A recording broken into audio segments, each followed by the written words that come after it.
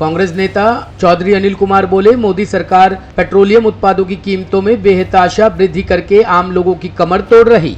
अनिल चौधरी ने कहा कि पेट्रोल डीजल के दाम बढ़ोतरी को मोदी सरकार तत्काल रोके।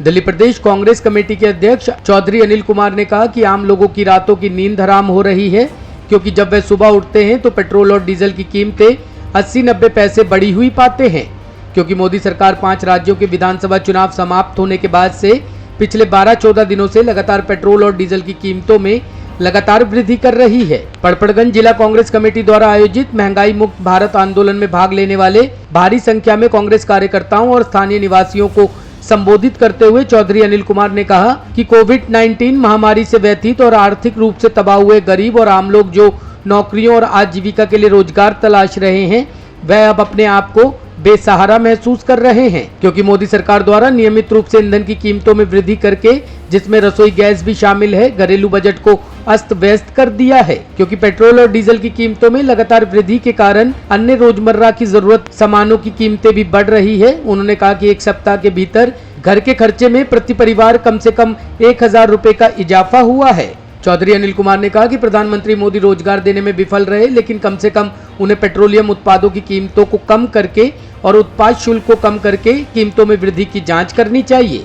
उन्होंने कहा कि जब कांग्रेस केंद्र में सत्ता में थी तो कांग्रेस पार्टी ने लोगों को उत्पाद शुल्क में जमा धन को वापस करने के लिए 1,60,000 करोड़ रुपए की सब्सिडी दी थी। उन्होंने कहा कि मोदी सरकार ने पिछले 8 वर्षों में उत्पाद शुल्क में 26 लाख करोड़ रुपए से अधिक का संग्रह किया है और सभी सब्सिडी को बंद कर दिया है।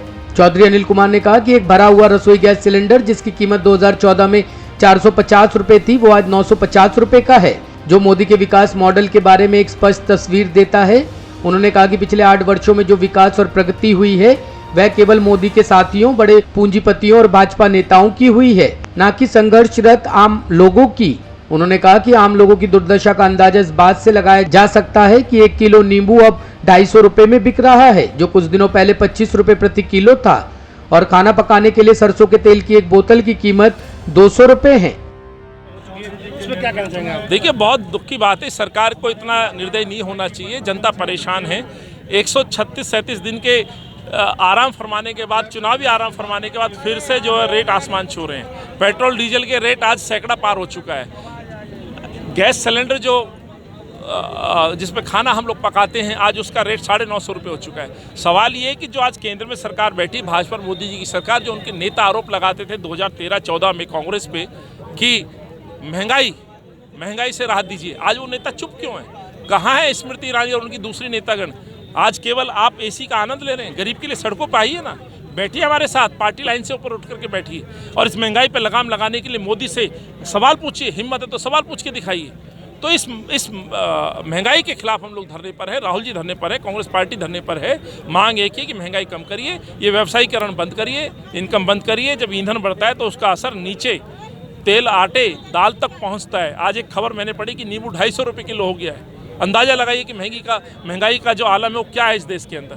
तो ये सरकार को समझना चाहिए, व्यवसाय बंद करके लोगों को राहत देनी चाहिए। आपने गैस सब्सिडी खत्म कर दी, जिस गैस सब्सिडी को कांग्रेस पार्टी लगभग 1,60,000 करोड़ रुपए देश की जनता को दिया करती थी, वो आपने बचा लिए।